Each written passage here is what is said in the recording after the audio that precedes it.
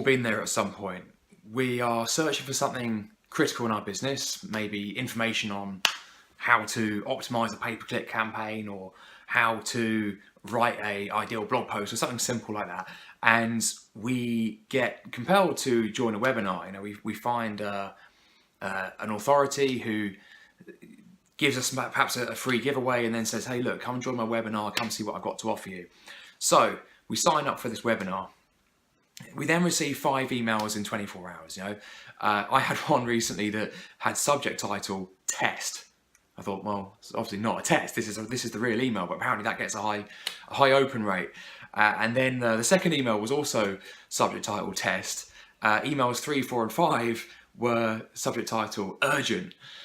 Really, really urgent. You know, read these 3 emails and make sure you're on time. Get to the webinar 7:45 in the evening because it starts at 7:45. Well, of course, the webinar didn't start at 7:45. It actually started at 8 o'clock. You know, so I got there at 7:45 and did nothing for 15 minutes whilst apparently waiting for everyone to join on. And then the moment 8 o'clock came around, the host joined and was like, hey guys, yeah, we got 2,000 people trying to get onto this 1,000 capacity webinar. If you're on this, you're really lucky because you're one of the few who managed to actually get on. There's just such a huge demand for this. And at the end of the webinar, there was throughout actually there's Q&A, and I actually asked a couple of questions which didn't get answered. And I thought, this guy has somewhat abused my trust a little bit multiple times. I'm starting to wonder if this is actually a live webinar at all. There was a time actually when I went on a webinar which was pitched as a live webinar, but when I then got on it, it wasn't a live webinar at all, and the guy actually came clean and said like, oh, I know I said this was going to be a live webinar. It's not, but just try to understand that, you know, if I'm to give the most value to you, I've got to use the power of leverage. And I was like, well, that's all fine, but you lied to me. Do you know what I mean? So not necessarily the best starting point for starting a relationship for those who are wise to the ways and have perhaps experienced these things before and realize that if someone's prepared to do that to you, it doesn't always bode well for the subsequent relationship. There's a book called Influence by Robert Cialdini. It's a bit of a classic. You've probably heard of it, if not read it.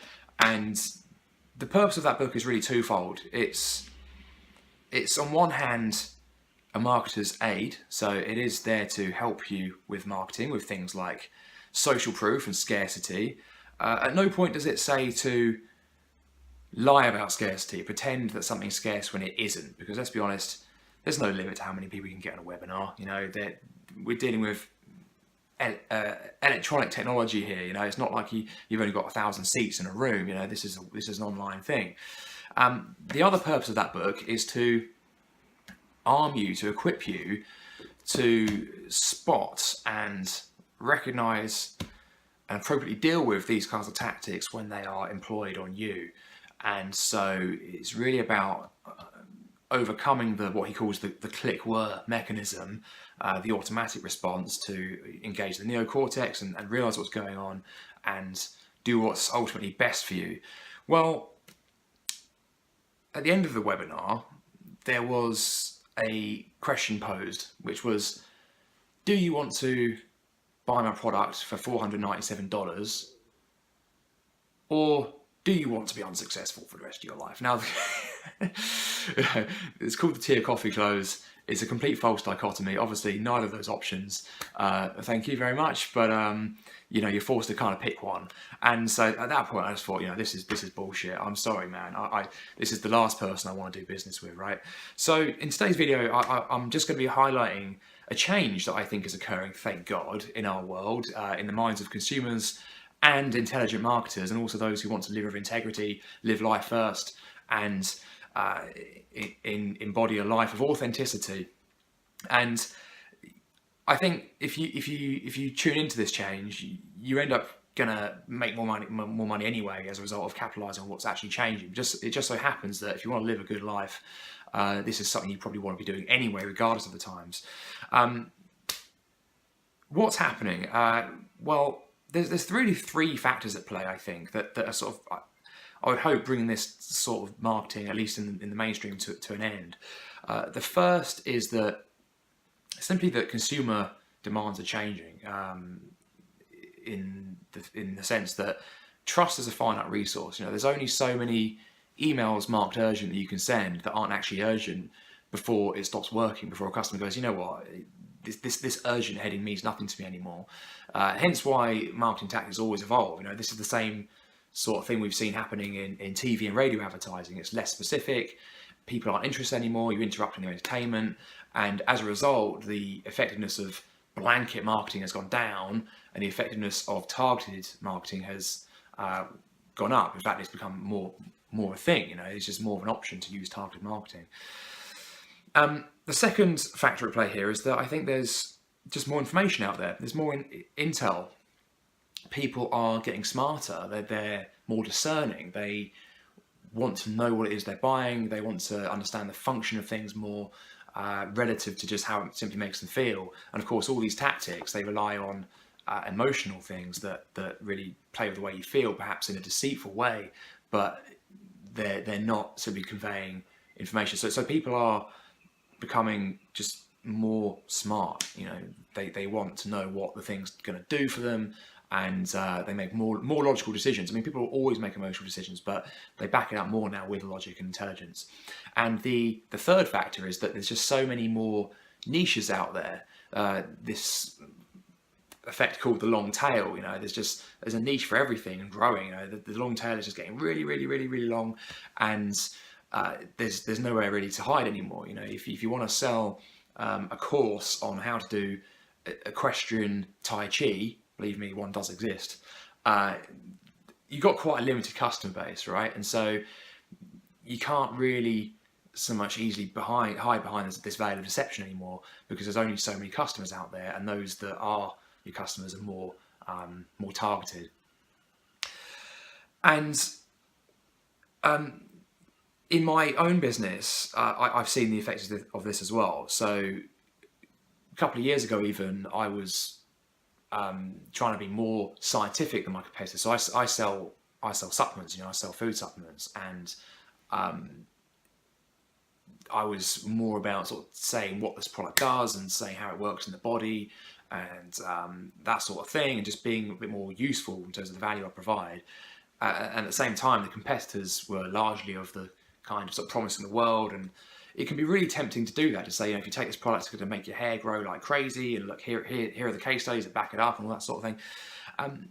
It's really tempting to say that, to promise that, and just take that business, just take it whilst you can, like really close them down. Now, they often don't consider the flip side though, which is that if you really want a good kind of customer that knows their stuff and will be a good customer to deal with generally, will be a reasonable customer and won't be expecting a magical drug, right? Well, that's not the way to go about it, because you're promising more than what the product does. You're over-promising, really. And on the other hand, if you want repeat business, well, clearly your product's got to deliver some kind of value if you want repeat business. Thirdly, why not give value for its own sake? Because giving value is not just how we grow a business, it's also how we feel good about our role in the world, right?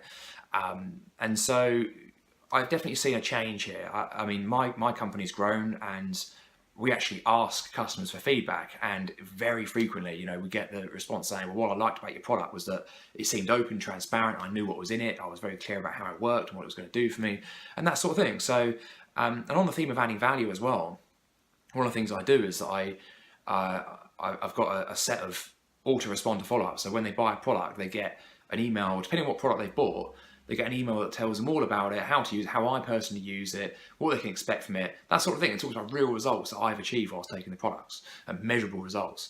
And again, that's such an easy thing for me to do, writing an email for each product, maybe, 15 minutes per email or something. But we're talking hundreds of these things getting automatically sent out every day, and people really appreciate it. It's probably one of the easiest, quickest ways of adding value that I've ever actually done. It's happening as we speak. People are getting this information, and it was only half a day's work, not even that. Sort of like 6 months ago. So talk about adding value, right? So this is kind of one of the subtle changes that can happen, or has some of the big impact of a subtle shift in mindset, which is rather than just take, how can I necessarily make the most money and use that as your primary means? Think about how can I contribute the most value, and that will actually help you make money more in the long term, which is kind of ironic. But ultimately, what was I saying? It's just a better way to go about doing business. It's more effective in the long term. So really, I think there's kind of two trends that we're seeing here. There's the fact that the effectiveness of deceptive marketing is going down, and meanwhile, the desire to live authentically and to contribute value is going up. Right now, applying some honesty in your marketing and using that as your differentiator is still somewhat original. It's still going to make you stand out, and it takes balls. It takes balls when everyone else is promising the world for you to not be quite so overt. And I tell you what, it's more of a pull approach than a push approach, but it is working. And I'm seeing the results of this in my own business. People really appreciate it, and right now it's original. I do think that going forward, this may well start to become the norm. So just as a little call to action today, guys, just have a think about if you were to start doing this, or if you were to do more of this, and just think, I'm going to make honesty a USP in my business. I'm going to make honesty a differentiator that puts me apart from the competition. What would be the impact on your business? What do you think the impact on the business would be? Maybe try it out. Anyway, on that note, I am going to read you a blog post from Seth Godin. That was basically the core of my video today, but today's blog post from Seth, he's an excellent blogger, one of my favourite authors, and he blogs every day. You should really totally sign up to his blog if you haven't done already. Really on the ball, this guy, and he's definitely one of the good guys. So here we go. It's called Open or Closed. Culture moves in two ways, open and closed. If you're a teacher, in business, a politician, a parent, a leader, an oligarch, a media mogul, an oil baron, a salesperson, or a marketer, you need to make a choice. A choice that will alter how you work with others and the investments you make in our culture and your craft. Do you benefit from a population that's smarter, faster, and more connected than it used to be? Do you prefer transparency? Either you're riding the tide or pushing against it. Are you hoping that those you serve become more informed or less informed? Are you working to give people more autonomy or less? Do you want them to work to seek the truth or to be clouded in disbelief and confusion? Is it better if they're connected to one another or disconnected? More confidence or more fear? Outspoken in the face of injustice or silent? More independent or less? Difficult to control or easier? More science or more obedience? It's pretty clear there are forces on both sides, individuals and organisations that are working for open and those that seek to keep things closed instead. Take a side.